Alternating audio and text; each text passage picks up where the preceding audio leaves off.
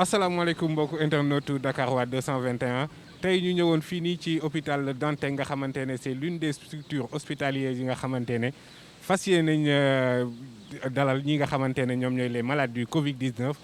ñu dugg ci biir xool ban dispositif la ñu jël pour mën a xeex ak jàngoro bii di Covid 19 fii ci hôpital Dantec nga xamante ne cité nañ ko ci ñi nga xamante ne ay structures hospitalières yu war a mën a dalal les futurs malades du Covid 19.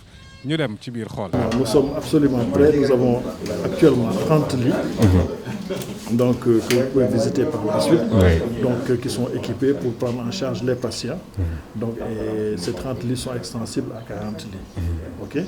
Et pour prendre les patients du cas hospitalisé simple au cas de réanimation, parce que nous avons 2 respirateurs ici sur place. Donc, pour pouvoir prendre en charge les malades qui sont les plus lourds.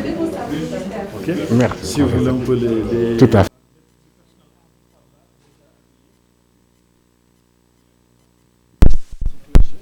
Et vous avez des salles d'hospitalisation qui commencent par là.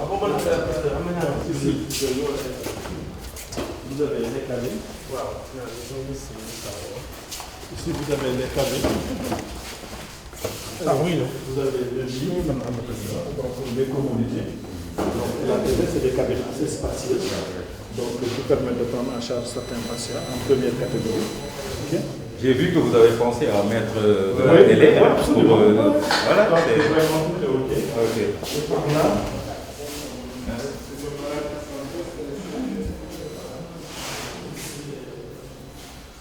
c'est bon. C'est bon.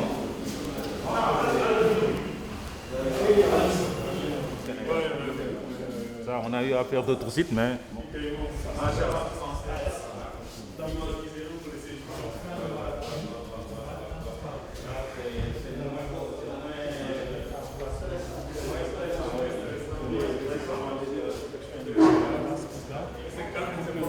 quand il entre dans cette salle-là, quand il entre déjà, on procède à son hospitalisation. Donc ce circuit des malades, il est différent du circuit des médecins. Et quand les médecins finissent leurs soins, ils sortent par l'autre porte. Donc c'est un sens unidirectionnel, donc pour la prise en charge des malades, pour éviter donc, que les malades se mélangent, que les malades et les médecins se mélangent dans des circuits qui ne sont pas identifiés. Maintenant, les salles sont uniformes ou bien il y a des Venez salles... par là, donc là il y a des cabines. Hein? Ça? Ah oui, c'est vrai. Ici, vous avez deux salles qui sont des lits chauds, donc de réanimation, donc pour prendre en charge les malades les plus fatigués, des cas critiques. Et ces 2 lits de réanimation peuvent être étendus à une dizaine de lits de réanimation dans le service de réanimation portable. Okay. En réanimation, c'est les lits. Et ici, vous avez les salles d'hospitalisation.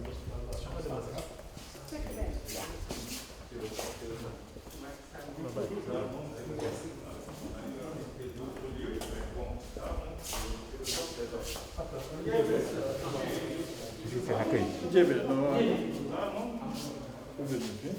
peur que les autorités quand ils sont passés là, c'est ce qu'ils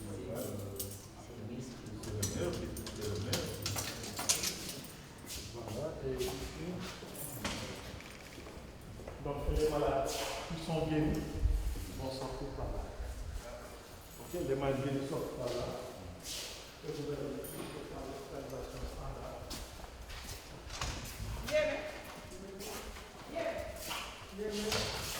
Voilà, parce que là, on a gardé du matériel, échographie, électrocardiogramme pour explorer les malades éventuellement. Ici, c'est des salles à 2 lits. Voilà. Donc, pour l'hospitalisation, c'est des salles standards. Qui peut abriter 2 malades. 2 malades, voilà. OK. Donc, et l'ensemble est fermé, climatisé. Donc, pour que les malades aient un bon confort thermique. La capacité d'accueil, c'est... Actuellement, on est à 30 lits, extensible à 40 lits. Voilà. Parce qu'il y a certaines cabines dans lesquelles on peut mettre un 3e lit.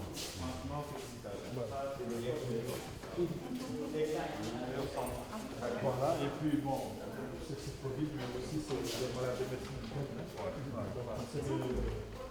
On voudrait que nos malades mais envie d'aller en inclusion. Parce qu'il faut tout trouver ici. Un personnel de santé, parce que c'est nous qui allons dans les cliniques, un personnel de santé de qualité, donc un environnement de qualité. Absolument. En tout cas, nous docteur, nous vous félicitons. Merci beaucoup. Nous vous remercions et nous avons vu que vous avez un peu humanisé les centres d'accueil et c'est très important. C'est très important. Bon, j'en suis sûr qu'un malade qui franchit ces portes n'aura pas peur de combattre pour vaincre le corona. Nous vous remercions, docteur. Merci beaucoup. Merci beaucoup. Merci. Merci. Bonne continuation et félicitations encore. Allez, merci beaucoup.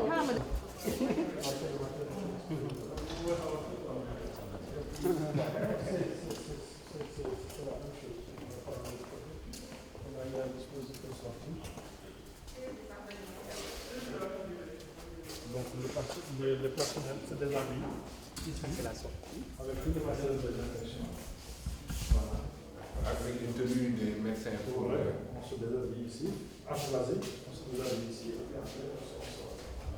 Pour la désinfection des tuyaux, la désinfection des lots. Par rapport au cas, surtout tu dis qu'on a l'habitude de dire que le Covid-19 c'est aussi les difficultés respiratoires. Est-ce que aussi vous êtes sur le plan des appareils respiratoires? Vous avez vu dans la salle, dans les deux jours, vous avez les respirateurs. Ah d'accord. Mais ce serait réducteur de réduire le Covid aux difficultés respiratoires. Parce que le Covid il est surtout grave chez les sujets âgés. Pourquoi il est grave chez les sujets âgés? C'est parce que ces sujets âgés ont d'autres pathologies.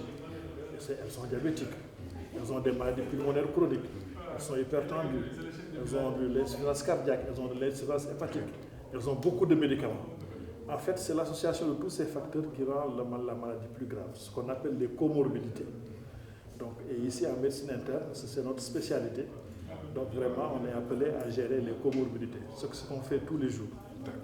Donc, vous, par rapport à l'aspect curatif, vous préconisez les traitements symptomatiques? Mais bien sûr, traitement symptomatique comme tout le monde, mais également le traitement des comorbidités.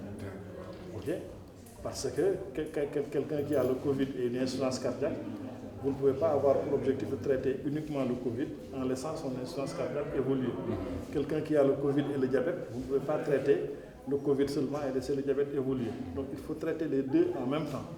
Donc prendre en compte le terrain, ce qu'on appelle prendre en compte le terrain sur lequel la maladie s'exprime, tant au plan du diagnostic qu'au plan du traitement.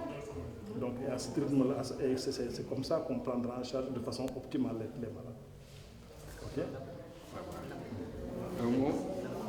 Oui, et il y a la bonne dialyse qui est plus loin, un centre de dialyse qui est plus loin, avec deux lits qui sont dédiés au Covid aussi. Au Covid, on peut les visiter aussi? Je ne sais pas. Ouais, avec un laboratoire dédié, oui. Un laboratoire exclusif pour le Covid-19. Pour le Covid-19, oui. On peut les visiter aussi?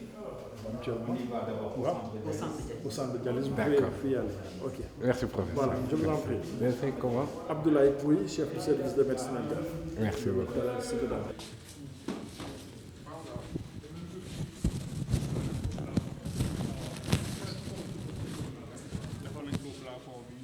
carré yi def yëpp ñëpp ñëw na fi dañuy génne mais unité de dialyse moo nekk fii. Le personnel passe par là, je pense. Après fii la ñuy jógee. Ça c'est fermé. Donc je pense qu'ils ont deux circuits. Un circuit pour l'entrée des médecins et de l'équipe médicale et paramédicale. Par le personnel médical et je pense qu'ils ont aussi une porte de sortie. C'est ça la porte de sortie. Alors, quand ils sont à l'intérieur, avant de sortir, il faut qu'ils soient décontaminés, qu'ils se déshabillent. Ah, il a ouvert, hein? Du porte c'est ouvert, est-ce qu'il faut? D'accord.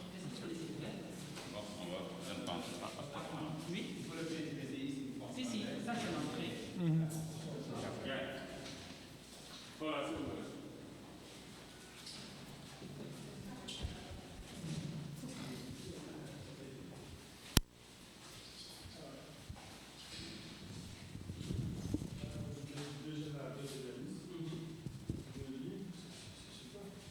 Ils n'ont pas ces conditions-là dans la grande salle. Hein? Ça, c'est une unité de dialyse. Voilà, l'unité de dialyse fait des complications comme l'insuffisance rénale. Non, c'est plutôt les personnes suivies pour insuffisance rénale ou bien les personnes qui sont insuffisance rénale du Covid peuvent avoir le Covid, oui. Donc, et quand ils ont le Covid, alors qu'ils sont déjà inscrits dans un programme de dialyse, il faut que ce programme de dialyse continue. Donc, et pour cela, donc, ces listes leur sont dédiées. Ça permet de prendre en charge les malades sans pour autant contaminer les autres, en sachant que l'insuffisance rénale est un facteur important de fragilité de ces malades. Donc, une insuffisance rénale qui fait une infection respiratoire, c'est encore plus grave. Ça devient encore plus grave. Okay? C'est pas triste et puis... Il y a une grande salle de dialyse pour les malades et les autres malades, elle est là. C'est-à-dire quand il y a une maladie, si il y a une autre... de prendre les dispositions. Vous travaillez de manière autonome ou bien c'est le contact avec le comité de gestion de la pandémie? Bon, ça c'est l'hôpital qui l'a fait. Oui, parce que là, on voit un dispositif qui est assez particulier par rapport aux autres structures. On voudrait savoir si vous traitez les choses de manière autonome ou bien c'est toujours le comité qui conseille les managers. Bon, vous savez, la prise en charge des Covid est intégrée. Hein. Donc, c'est une prise en charge qui se fait globalement. Donc, pour nous, il n'y a pas d'éléments indépendants dans le système. Nous raisonnons toujours en termes de système. Tous les malades, en tout cas, les deux malades que nous avons reçus ici ne sont pas hospitalisés chez nous. Le premier a été hospitalisé à l'hôpital FAN. Malheureusement, il est décédé. Ensuite, le deuxième est en confinement. Donc, c'est un cas suspect, isolé, qu'on ne peut pas mettre dans nos centres de dialyse parce qu'on ne sait pas s'il est Covid plus ou Covid négatif. Donc, nous, on ne sait pas. Pour le moment, on prend les dispositions. Aussi bien, on a mis en place une petite unité de dialyse. On est en train de mettre en place une salle d'accouchement pour les malades Covid plus. Parce que, bon, en général, il y a des choses que les gens oublient de mettre en place. Si tu as une femme enceinte qui va accoucher, tu ne peux pas l'amener dans la salle d'accouchement où il y a d'autres femmes. Il faut l'isoler. Donc ici, on peut vu que c'est un peu des cas spécifiques par rapport au Covid, d'autres maladies qui sont plus en charge ici ou bien c'est global. Ici, nous avons pensé globalement. On a une unité de dialyse, on a une unité d'hospitalisation que nous venons de visiter. On est en train de mettre en place un labo Covid+, qui n'existe pas encore dans les autres structures. Et ce labo sera opérationnel cette semaine. On est en train aussi de voir de faire des tests au niveau de notre laboratoire de bactériologie pour participer aux tests.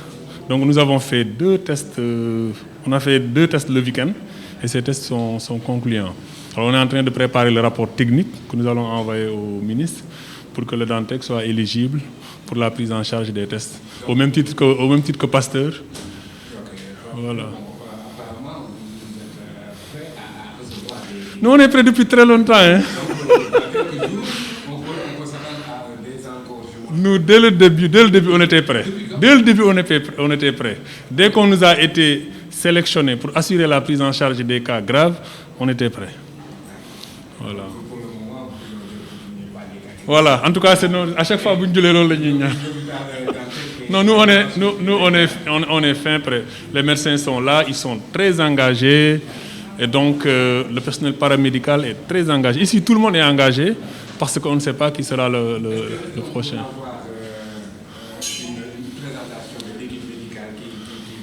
Ça, je donne au professeur le soin. L'équipe médicale est constituée de l'équipe de médecine interne que je dirige, avec le docteur Atoumane Faye ici présent, donc qui est opérationnel, donc qui est sur le terrain et l'auteur de beaucoup de choses, donc qui travaille souvent avec moi pour superviser les choses. Mais c'est toute l'équipe paramédicale. Donc il y a le comité de lutte contre les infections nosocomiales, donc qui nous aide à prendre en charge les malades, mais aussi toute l'équipe paramédicale, les infirmiers qui sont engagés, donc que vous les avez vus dans le service là-bas, donc qui sont sur place et qui attendent les cas. Okay? Mais d'une façon générale, tout ceci n'aurait pas pu se faire sans l'engagement de l'équipe managériale, donc qui nous a aidé à terminer d'abord le chantier, donc et à ouvrir un service de médecine interne, donc qui avait une autre orientation, mais le Covid aidant, Donc on s'est dit que comme nous gérons les comorbidités au quotidien, donc le service devrait être listé parmi les services qui prennent en charge le Covid. Et c'est pour cela même que vous avez tout ça, parce que le service de néphrologie de référence qui prend en charge les patients insuffisants rénaux se trouve ici. Et c'est pour cela qu'on a pensé donc, à créer ce centre de dialyse pour les patients Covid. Et on rappelle qu'une patiente de Covid décédée avait de l'insuffisance rénale. Par exemple, elle aurait pu bénéficier de cette structure. De la même façon, comme nous avons également un centre de gynécologie obstétrique de référence, ce centre aussi, au sein de ce centre, on est en train de mettre en place une salle d'accouchement pour le Covid, parce que le Covid peut atteindre tout le monde. Donc c'est l'objectif, donc c'est le sens de la réflexion qui a été menée par l'équipe managériale, de même que le labo Covid, et tout est en train d'être mis en place pour que l'hôpital ne soit pas débordé en cas de besoin. Voilà. En tout cas, c'est tout rassurant, l'équipe en charge du Covid-19 ici à l'hôpital Le Dantec. Donc, par rapport à l'aspect curatif du Covid, en tout cas, l'équipe médicale de l'hôpital Le Dantec carrément prêt sur un pied de guerre avec une détermination inébranlable et un engagement résolu pour vaincre la pandémie du Covid-19 au Sénégal.